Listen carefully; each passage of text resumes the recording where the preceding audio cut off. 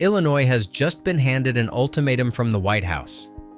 Federalize 300 National Guard troops, or Washington will do it for you. Governor J.B. Pritzker calls it outrageous and un-American. President Donald Trump insists it's necessary to restore order. And now, Chicago sits on the edge of a federal takeover unlike anything the state has seen in decades. What's really behind this confrontation? Is it about safety or control?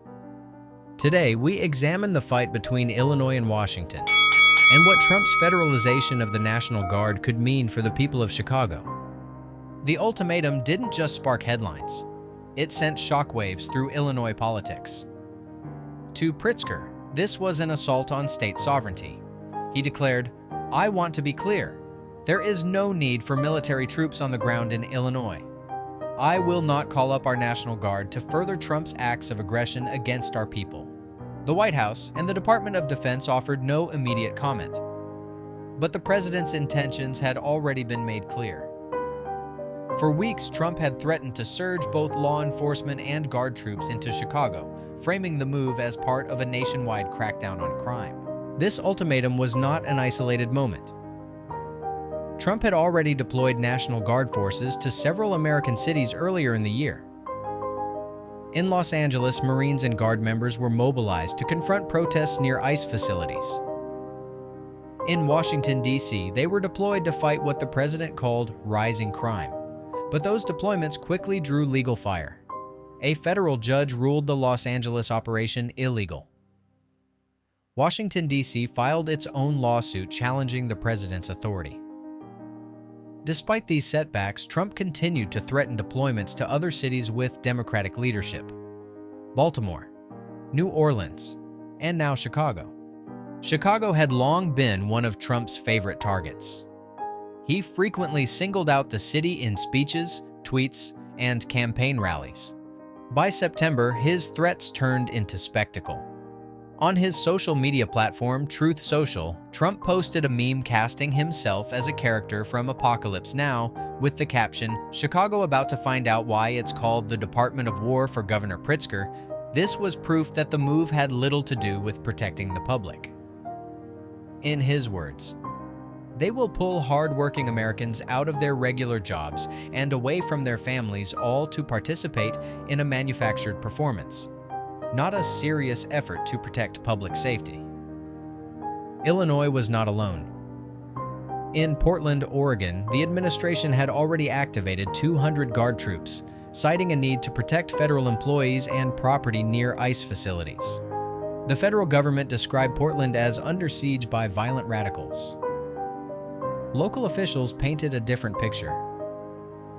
Caroline Turco, a senior deputy city attorney, told a federal judge, "The perception is that it is World War II out here. The reality is that this is a beautiful city with a sophisticated resource that can handle the situation."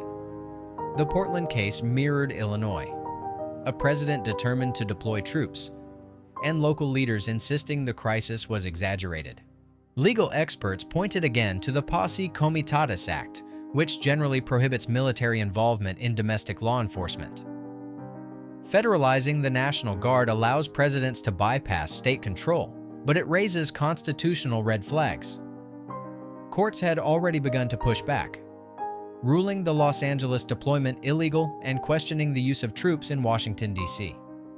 Yet Trump doubled down, telling senior military leaders that America's dangerous cities could serve as training grounds for our military and National Guard. For critics, this was an unprecedented abuse of executive power. For supporters, it was bold leadership in the face of urban unrest. In Chicago, preparations began quietly. Officials dusted off security plans originally designed for the Democratic National Convention the year before. Bracing for the potential arrival of hundreds of Guard troops, Governor Pritzker, however, vowed resistance. He argued that Trump's order would uproot everyday Illinoisans, workers, parents, neighbors, forcing them into what he called a political stunt. For Donald Trump, this is about control, not safety. The battle over Illinois is not just about one governor, one president, or one city. It is about the balance of power between states and Washington. It is about whether a president can override a governor and deploy troops on American streets. From Portland to Los Angeles, Washington to Chicago, the pattern is clear. Each deployment raises the same question: where is the line between security and control? As Illinois braces for the arrival of federalized troops, that question has never been more urgent.